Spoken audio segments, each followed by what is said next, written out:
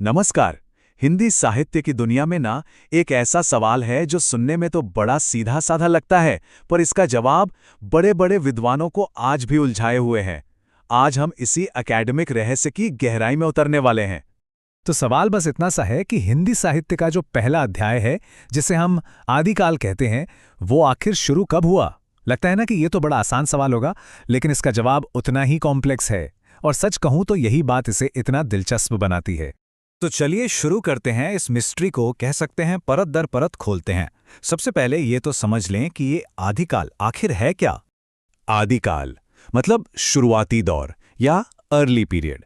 यह हिंदी लिटरेचर का कह लीजिए वो फाउंडेशनल, वो पहला चैप्टर है जिसने आगे आने वाले पूरे साहित्य की नींव रखी। तो जाहिर सी बात है, इसकी शुरुआत कहाँ से हुई ये जानना तो सबसे ज़रूरी हो जाता है। और बस यहीं से असली कहानी शुरू होती है। दिक्कत यह है कि एक्सपर्ट्स इस बात पर एक मत हैं ही नहीं कि यह दौर शुरू कब हुआ और ख़त्म कब हुआ। और ये कोई छोटा मोटा मतभेद नहीं है, बिल्कुल नहीं। तो अब देखते हैं कि अलग अलग विद्वानों का क्या कहना है। मतलब वो कौन कौन सी बातें हैं जो इस एकेडमिक डिबेट को इतना इतना दिलचस्प और कॉम्प्लिकेटेड बना देती हैं। तो देखिए, एक खेमा तो है जो कहता है कि अरे इसकी शुरुआत तो बहुत बहुत पहले 7th सेंचुरी में ही हो गई थी। इनका मानना है कि जो अपभ्रंश भाषा में सिद्धों और नाथों ने लिखा, वही तो हिंदी साहित्य की असली जड़ें हैं। लेकिन फिर आता है दूसरा, उतना ही पावरफुल खेमा, और वो कहते हैं नहीं नहीं, असली शुरुआत तो बहुत बाद में हुई, करीब करीब 10th या 11th सेंचुरी के आसपास। उनका तर्क ये है कि जिसे हम आज हिंदी कहते हैं, उसका असली रूप तो तभी सामने आना शुरू हुआ था। अच्छा, अब जरा इस टेबल पर नजर डालिए। यही इस पूरी बहस का दिल है, समझिए। एक तरफ हैं ग्रियर्सन और मिश्र बंधु, वो कहते हैं शुरुआत हुई 643 एडी के आसपास। और दूसरी तरफ हैं हिंदी साहित्य के सबसे बड़े नामों में से एक आचार्य रामचंद्र शुक्ल। वो इसकी शुरुआत को सीधा 350 साल आगे ले जाते हैं, 993 एडी पर। और रुकिए, कहानी यहीं खत्म नहीं होती। गणपति चंद्रगुप्त तो इससे और भी आगे, लगभग 12वीं सदी के आखिर में मानते हैं। सोचिए जरा, ये तो सैकड़ों सालों का फर्क है।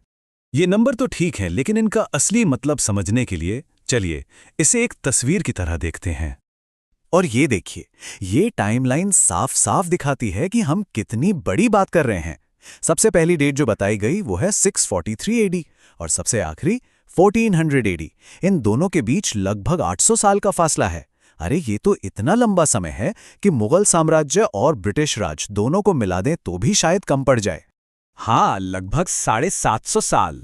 मतलब ये बहस कोई 10-20 साल की नहीं है, ये 750 साल से भी ज्यादा के वक्त को समेटे हुए हैं। ये बहुत बहुत बड़ा फर्क है। तो पॉइंट सिर्फ ये नहीं है कि आदिकाल शुरू कब हुआ, असली सवाल ये भी है कि ये दौर चला कितना लंबा। देखिए, ग्रियर्सन के हिसाब से ये पूरा दौर 750 साल का था, लेकिन रामचंद्र शुक्ल मानते हैं कि ये सिर्फ 325 साल का था। अब ये तो उस दौर के बारे में दो एकदम अलग अलग कहानियां हो गई हैं कि नहीं। इसको और अच्छे से समझने के लिए ये बार चार्ट देखिए, कितना साफ दिख रहा है। ग्रियर्सन का बताया गया टाइम पीरियड शुक्ल जी के बताए गए पीरियड से दुगने से भी ज्यादा है। तो ये सिर्फ डेट्स का हेरफेर नहीं है, ये तो इतिहास को देखने और समझने का ही एक बुनियादी फर्क है। तो अब सवाल आता है कि ठीक है, ये सब तो समझ आ गया, पर इससे फर्क क्या पड़ता है? ये तो कुछ तारीखें ही हैं, है ना? जी नहीं, बात इससे कहीं गहरी है। कहते हैं ना कि इतिहास वो नहीं जो हुआ, बल्कि वो है जो लिखा गया। और ये बात यहां एकदम फिट बैठती है। ये पूरी डिबेट हमें यही सिखाती है कि किसी भी हिस्टोरिकल पीरियड को डिफाइन करना सिर्फ फैक्ट्स बता देना नहीं होता। ये एक तरह का इंटरप्रिटेशन है, एक व्याख्या है। हर स्कॉलर अपने नजरिए से, अपने क्राइटेरिया से इतिहास को एक शक्ल देता है। तो आखिर में ये सब हमारे लिए क्यों जरूरी है? पहली चीज, ये हमें बताता है कि कोई एक करेक्ट हिस्ट्री जैसी चीज नहीं होती। दूसरी बात, ये हमें दिखाता है कि स्कॉलर्स कैसे अपने अपने तर्क और सबूतों से इतिहास की अलग अलग कहानियां बनाते हैं। और सबसे जरूरी, ये हमें याद दिलाता है कि जिन बातों को हम पत्थर की लकीर मान लेते हैं, उन पर भी सवाल उठाना, उन पर बहस करना कितना जरूरी है।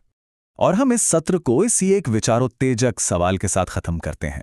अगर हम किसी कहानी की शुरुआत पर ही सहमत नहीं हो सकते, तो उस इतिहास को पूरी तरह से समझेंगे कैसे? शायद इतिहास को समझने का मतलब जवाब ढूंढना कम और उस सही सवाल पूछना ज्यादा है।